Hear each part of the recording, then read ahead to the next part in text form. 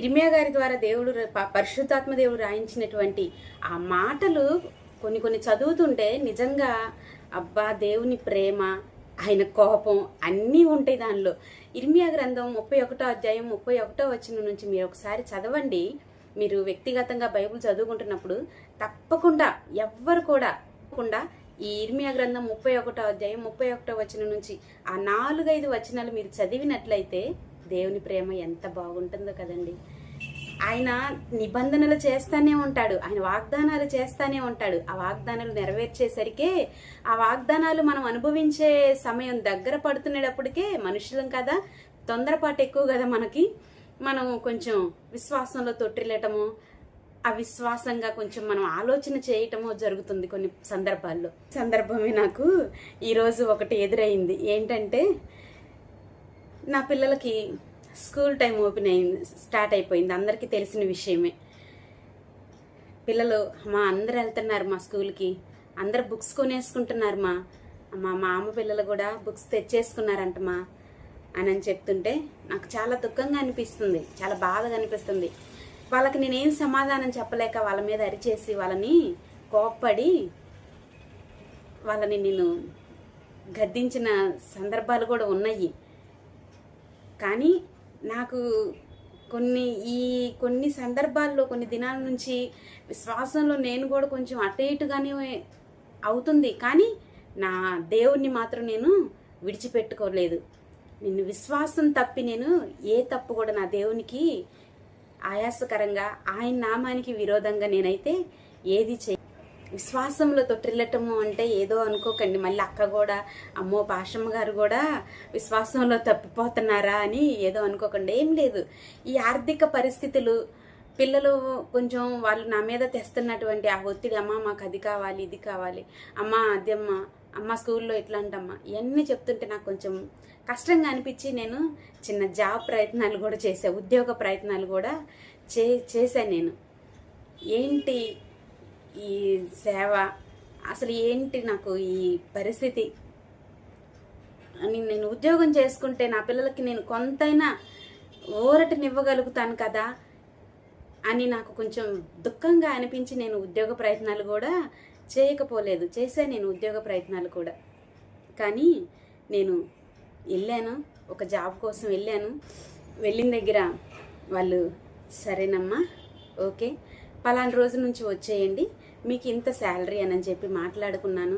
వచ్చాను. ఇక 5వ తారీఖు నుంచి నేను జాబ్కు వెళ్ళాలి అని ఫిక్స్ అయిపోయి వచ్చిందనమాట. అక్కడి నుంచి వచ్చానమాట నేను.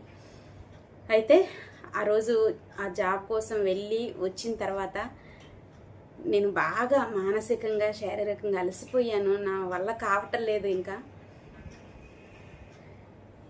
నా పరిస్థితి ఎందుకు ఇలా దేవుడు విడిచిపెట్టేశాడా నన్ను అని నేను దుఃఖపడి అలా పడుకుండిపోయాను. పిల్లలకి ఆ రోజు నేను ఇక ఫుడ్ కూడా ఏం ప్రిపేర్ చేయలేదు. దుఃఖపడతా అట్లానే ఏడ్చుకుంటా ఇక అలా పడుకుండిపోయా. నాకు దేవుని స్వరం ఒకటి వినపడుతుంది, యెహోవా చేతిలో పడుట భయంకరము అని. వెంటనే నేను తుల్లిపడి లేచాను.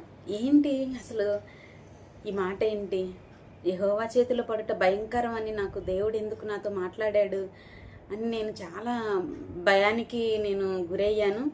నేను దేవునికి వ్యతిరేకంగా ఏదైనా చేస్తున్నానా అని చెప్పి నేను చాలా దుఃఖపడ్డాను. తర్వాత నాకు ఆప్తులైనటువంటి ఒకరితో నేను ఈ విషయాన్ని పంచుకోవటం జరిగింది. ఇది విషయం, ఇది ఇలా జరిగింది, దేవుడు నాతో ఇలాగా మాట్లాడాడు, జరిగిందైతే ఇది విషయం అని నేను చెప్పటం జరిగింది.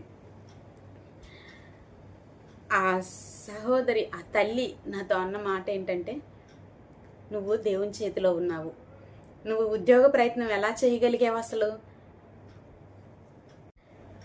దేవుని మాట పట్టుకొని దేవుని యొక్క ఆయుధం నీ చేతిలో ఉంచుకొని నువ్వు ఎలా అంత అవిశ్వాసంగా వెళ్ళిపోయి ఉద్యోగ ప్రయత్నం చేయగలిగావమ్మా, అది సేవకురాలిగా నీకు తగదు కదా, నువ్వు చెయ్యాలి అనుకుంటే సేవ నువ్వు చేయలేవు. ఎంతోమంది సేవ చెయ్యాలి, మేమేదో పెద్ద గొప్ప సేవకులం అయిపోవాలని వచ్చిన వాళ్ళు ఉన్నారు, వస్తున్నారు ఇంకా. కానీ సేవ అందరు చేయలేరమ్మా, దేవుని ఏర్పాటులో ఉన్న వాళ్ళు మాత్రమే సేవ చేయగలుగుతారు. అనుకున్న వాళ్ళందరూ సేవలో ఏదో సంపాదించేసుకోవచ్చు 4 మాటలు చెప్పి అని వస్తూ ఉంటారు. ఇది వాస్తవమే. నేను ఎన్నో మార్లు మీకు నా వాక్యాల్లో కూడా నేను మీకు చెప్తూనే ఉన్నా. సేవ అనేది సామాన్యమైనది కాదు. అది సేవ అంటే చావే. చచ్చిపోవాలి, అన్ని రకాలుగా చచ్చిపోవాలి. ఆకలికి చచ్చిపోవాలి, నిందలకి చచ్చిపోవాలి, అవమానాలకి, దూషణలకి నువ్వు చెయ్యనిది కూడా నువ్వు భరించుకుంటా చచ్చిపోవాలి ఒక రకంగా. నువ్వు సేవ అంటే భయంకరము. బ్రతికుండగానే ప్రతి దినము, ప్రతి క్షణము, ప్రతి సందర్భంలో చావుకి హాయ్ చెప్తా వెళ్ళిపోతా ఉండటమే సేవ అంటే అని నేను పలుమార్లు నా వర్తమానాల్లో కూడా చెప్పున్నాను. ఆ తల్లి కూడా నాతో ఆ మాటే అన్నారు. ఎలా నువ్వు ఆ ప్రయత్నం చేయగలిగావు తల్లి? నువ్వు 10 మందికి బోధించే స్థానంలో దేవుడు నిన్ను నిలబెట్టి ఉంచితే నువ్వు అది కాదని పక్కన పెట్టేసి నీ పిల్లల కోసం, నీ పిల్లల ఆకలి తీర్చడానికని, నీ పిల్లల అవసరాలు తీర్చడానికని నీ చేతిలో ఉన్న దేవుడు నీకు ఇచ్చినటువంటి స్థానాన్ని పక్కన పెట్టి ఎలా వెళ్ళగలిగావమ్మా? అందుకే దేవుడు నిన్ను హెచ్చరించాడు. యెహోవా చేతిలో పడుట భయంకరం అంటే ఏదో ఆపద నీకు సంభవించబోతుంది. దేవుణ్ణి కాదని విడిచిపెట్టి నువ్వు వేరే ప్రయత్నాలు చేసావంటే నీకు భయంకరమైన ఆపద సంభవించబోతుందని దేవుడు నిన్ను హెచ్చరించాడమ్మా. ఆ ప్రయత్నం మానేసేయనని చెప్పి ఆ తల్లి నాకు చెప్పేటప్పటికి చాలా భయపడిపోయాను. నా పిల్లలు నా ఎదురు నించొని అమ్మా మాకు ఇది కావాలమ్మా, అందరు ఇట్లా తెచ్చుకున్నారమ్మా బుక్స్, మమ్మల్ని ఎప్పుడమ్మా స్కూల్కి పంపిస్తావు, మాకెప్పుడమ్మా బుక్స్ కొంటావని వాళ్ళు నన్ను అడుగుతుంటే పడిన దుఃఖం కంటే దేవుడు నన్ను, అమ్మో నేను దేవుని దృష్టిలో ఇంత ఘనంగా ఉన్నానా, ఆయన్ని కాదని పక్కకి వెళ్ళిపోతే నన్ను ఆయన బ్రతకనిచ్చేలాగా లేడా, ఇంతగా దేవుడు నన్ను ప్రేమిస్తున్నాడా అని నాకు వచ్చిన దుఃఖము నా పిల్లలు నన్ను ప్రశ్నించిన దానికంటే 4 అంతలుగా వచ్చింది. నేను ఏ పాటి దాన్ని అయ్యా, నన్ను ఇంతగా ప్రేమిస్తున్నావు, అసలు నీ సేవ నేను చేయలేను, నా పిల్లల్ని నేను ఇట్లాగా బాధ పెట్టుకుంటా నేను ఇక్కడ ఉండలేను, నేను నా చేతనైంది చేసుకుంటే ఏదో నా పిల్లలకి కొంతైనా చేయగలుగుతాను అని నేను పక్కకి వెళ్ళిపోతున్నా కానీ నన్ను లాక్కొచ్చి మరి ఇక్కడ నిలబెడుతున్నావు. అసలు ఏంటి నీ ఉద్దేశం ఏంటి నా ఎడల? నన్ను ఏం చేయదలుచుకున్నావు? నా బిడ్డల్ని ఏం చేయదలుచుకున్నావు? నేను లోకంలో నిన్ను కాదని నేను బ్రతకలేను, నీ బైబిల్ విడిచిపెట్టి సేవ విడిచిపెట్టి నేను బ్రతకలేనని నువ్వు నాకు క్లియర్గా చెప్పేస్తున్నావు. నేను ఏ ప్రయత్నం చేస్తున్నా మరి ఏంటి? ఈ సేవలో నా పరిస్థితి ఏంటి? నా బిడ్డల భవిష్యత్తు ఏంటి? నా ప్రాణం కోసం నేను నిన్ను అడగటం లేదు, నా అవసరాల కోసం నేను నిన్ను అడగటం లేదు. 2 చిన్న బిడ్డలు నుంచావు, ఆ తండ్రిని దూరం చేసావు, మరి నేను వాళ్ళని ఏం చేయగలనని నువ్వు నన్ను ఇక్కడ నిలబెట్టావయ్యా, ఏది చేయనీయకుండా లోకంలో అని నేను దేవుని దగ్గర చాలా దుఃఖపడి చాలా ఏడ్చి నన్ను క్షమించయ్యా, నీ చిత్తానికి వ్యతిరేకంగా వెళ్ళి నేను ఏదో చేయాలనుకున్నాను కానీ నేను తప్పు చేశాను, నన్ను క్షమించు అని దేవుని సన్నిధిలో నేను చాలా దుఃఖపడ్డాను, చాలా దేవుని దగ్గర పశ్చాత్తాపడ్డాను. దేవుడు నాతో అప్పుడు నాకు ధైర్యంగా నాకు ఇచ్చినటువంటి మాటే ఇర్మియా గ్రంథం 31వ అధ్యాయంలో 31వ వచనం నుంచి ఆ 4-5 వచనాలు నాకు అవి స్పష్టంగా దేవుడు చూపించాడు. ఇల్లు నిన్ను నేను ఆశీర్వదించాను, నీ పితరులను ఆశీర్వదించినట్టు కాదు, ఇక నిన్ను క్రొత్తగా నూతనంగా నేను నిన్ను దీవించబోతున్నానని చెప్పి దేవుడు నాకు ధైర్యాన్ని ఇచ్చాడు ఆ మాటల ద్వారా.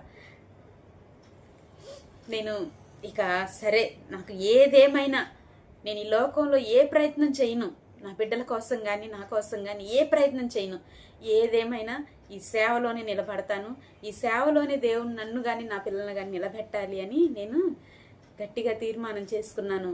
నా బిడ్డలకి సహాయం చేయగలిగింది నా దేవుడు మాత్రమే అనుకున్నాను. ఇక నేను వాట్సాప్ స్టేటస్లో కూడా నేను ఉదయం ఒక పోస్ట్ పెట్టడం జరిగింది, స్టేటస్ పెట్టడం జరిగింది. ఎందుకంటే నా అవసరం ఇది, నా కుటుంబంలో నా అవసరం ఇది, నా బిడ్డల అవసరం ఇది అని చెప్పుకోవటానికి నేను ప్రతి అవసరం చెప్పుకోనండి.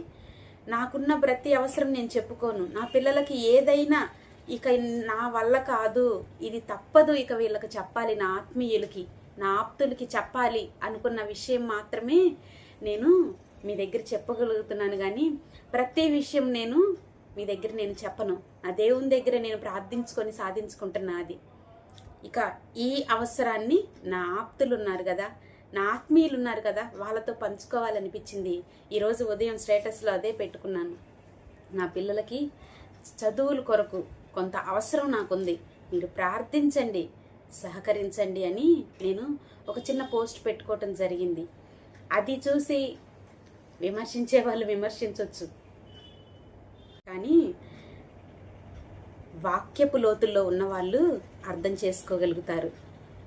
వాక్యము తెలిసిన వాళ్ళు, సేవకుల యొక్క విలువ తెలిసిన వాళ్ళు అర్థం చేసుకోగలుగుతారు. విమర్శిస్తే విమర్శించనివ్వండి, నేనేం భయపడను, నేనేమి బాధపడను. ఎందుకంటే నా దేవుని సేవను నేను ధైర్యంగా చేస్తున్నాను, నా దేవుని మాటను నేను ధైర్యంగా ప్రకటిస్తున్నాను. రాత్రి అనక, పగలనక, దూరం అనక, భారం అనక, ఒంటరి దాన్ని అయినప్పటికీ, ఆడపిల్లనైనప్పటికీ నేను ధైర్యంగా ఎంత దూరమైన అక్క రావాలి, మీరు ప్రార్థన చేయాలి అని అంటే ఆలోచించకుండా వెళ్ళిపోతున్నాను నా పిల్లలను విడిచిపెట్టి.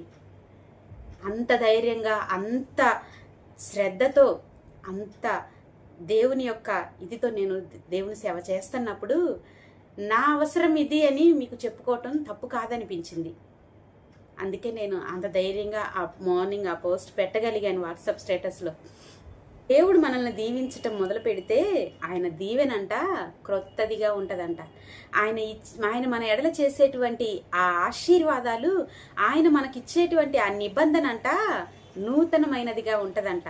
ఆ నూతనమైన నిబంధనలు, ఆ నూతనమైన వాగ్దానాలు, ఆశీర్వాదాలు మన పితరులకు చేసిన దానికంటే మరి ఎక్కువగా, మరి నూతనముగా మనల్ని దీవించాలని, ఆశీర్వదించాలని, నూతనమైన వాగ్దానాలను ఇచ్చి, నూతనమైన ప్రమాణాలని మనకు చేసి మనల్ని దీవించాలని ఆయన ఆరాటపడుతుంటే, ఆతురపడుతుంటే, కొంచెం మనుషులం కదా మనం, కొంచెం దాంట్లో మనం తప్పిపోయి ఆ క్రొత్త నిబంధనతో కూడినటువంటి ప్రమాణాలని మనము స్వతంత్రించుకోలేకపోతూ ఉంటాము. ఈరోజు నాకు దేవుడు నాతో మాట్లాడిన మాట అయితే చాలా నేను సంతోషంగా దేవుని ప్రేమని, ఆయన మనుషులకు ఎడల ఆయనకు ఉన్నటువంటి ఆ ఉద్దేశాన్ని నేను చాలా స్పష్టంగా చవి చూస్తున్నాను. ఆయన ప్రేమని కొన్ని ఇబ్బందులు లేకపోలేదు, భయంకరమైనటువంటి ఆర్థిక పరిస్థితులు నేను ఎదుర్కొంటున్నాను. చాలా అంటే చాలా భయంకరంగా నేను పరిస్థితుల్ని ఫేస్ చేస్తున్నా. కానీ అది ఎప్పుడు కూడా, ఎక్కడ కూడా నేను ఎవరికి కూడా చెప్పట్లేదు, చెప్పను కూడా. బాగున్నావంటే దేవుని కృపను బట్టి, ఆయన మహాకృపను బట్టి బాగున్నాము, ప్రార్థన చేయండి మీరు మా కోసం అని వాళ్ళ కోసం ప్రార్థన చేస్తున్నా. నేను సేవకులుగా అయితే ప్రార్థన చేయండి అంటున్నా, విశ్వాసులుగా అయితే వాళ్ళ నిమిత్తం ప్రార్థన చేయటానికి నేను నిత్యము సంసిద్ధంగానే ఉంటున్నాను. ఏ టైంలో, రాత్రి అనక పగలనక ఫోన్ కాల్స్ వస్తూనే ఉంటాయి, వాట్సాప్లో వస్తూనే ఉంటాయి ప్రేయర్ రిక్వెస్ట్లు. ఏ టైం అంటే ఆ టైము ప్రార్థన, ఫోన్లు చేసి అక్క పరిస్థితి దక్క అని ఫోన్లు చేసి ప్రార్థనలు చేయించుకుంటానే ఉంటారు. విసుగక, చిరాకు పడక నేను దేవుని సేవని చాలా శ్రద్ధతో, భక్తితో చేసుకుంటూ ముందుకు వెళ్తున్నప్పుడు ఆయన నా పక్షాన ఉండడా, నూతనమైన ప్రమాణాలని నాకు ఆయన చేయడా, నూతనమైనటువంటి ఆశీర్వాదాలను నాకు ఇవ్వడా అనేటువంటి ఒక సంతృప్తికరమైనటువంటి ప్రేమని, ఆయన యొక్క ఆశీర్వాదాన్ని నేను చూడగలుగుతున్నాను. ప్రార్థన చేసుకోండి, ప్రార్థన చేయండి, దేవుని వాక్యాన్ని చదవండి, వాక్యపు లోతుల్లోనికి వెళ్ళి ఆ వాక్యాన్ని అర్థం చేసుకోండి. సేవకులు మీ నిమిత్తం ప్రార్థిస్తున్నప్పుడు మీరు ఏ విధంగా జీవిస్తున్నారో, ఏ విధముగా దేవునికి ఇష్టకరంగా ఉంటున్నారో ఒకసారి మిమ్మల్ని మీరు పరీక్షించుకోండి. అప్పుడు దేవుని ఆశీర్వాదాలు మనం ఎందుకు పొందుకోలేకపోతున్నాము, దేవుని ఆశీర్వాదాలు మనం ఎందుకు స్వతంత్రించుకోలేకపోతున్నాము, సేవకులు నా కొరకు ప్రార్థిస్తున్నారు, నేను ప్రార్థిస్తూనే ఉన్నాను, అయినా ఎందుకు నేను ఈ ఆశీర్వాదాలు పొందుకోలేకపోతున్నాను అని నిన్ను పరీక్షించుకో. వాక్యపు వెలుగులో నీలో ఉన్న లోపాలని దేవుడు స్పష్టంగా నీకు తెలియజేస్తాడు, లేదా సేవకుల ద్వారా నిన్ను హెచ్చరిస్తాడు. వాటిని నువ్వు సరిచేసుకోగలిగితే ఆయన నీ కొరకు చేసిన నూతనమైన ప్రమాణాలని స్వతంత్రించుకోవటానికి, ఆయన నీ ఎడల వాటిని జరిగించటానికి నిత్యము ఆయన ఆశీర్వాదపు తలుపులు తెరిచే ఉంచాడు. ఈ ఉపవాస ప్రార్థనలో దేవుని యొక్క ఆశీర్వాదాలను స్వతంత్రించుకోవాలి అంటే మనము ఏ విధముగా ఉండాలి, మన విశ్వాసాన్ని దేవుడు పరీక్షిస్తుంటాడు. మనం పరీక్షించబడుతూనే ఉంటాము, శోధించబడుతూనే ఉంటాము కొన్ని సందర్భాల్లో కొంతమంది మనుషులను బట్టి. అయినా కానీ మనము వాటిని జయించుకుంటూ వెళ్తున్నప్పుడు మనము పొందుకునే ఆశీర్వాదము, మనము పొందుకునేటువంటి నెమ్మది మాటల్లో చెప్పలేనిది. అది మనుషులు ఎవరు కూడా దూరం చేయలేనిది ఆశీర్వాదం. దేవుడిచ్చే ఆశీర్వాదము అది ఎప్పటికీ ఉంటుంది, శాశ్వత కాలము.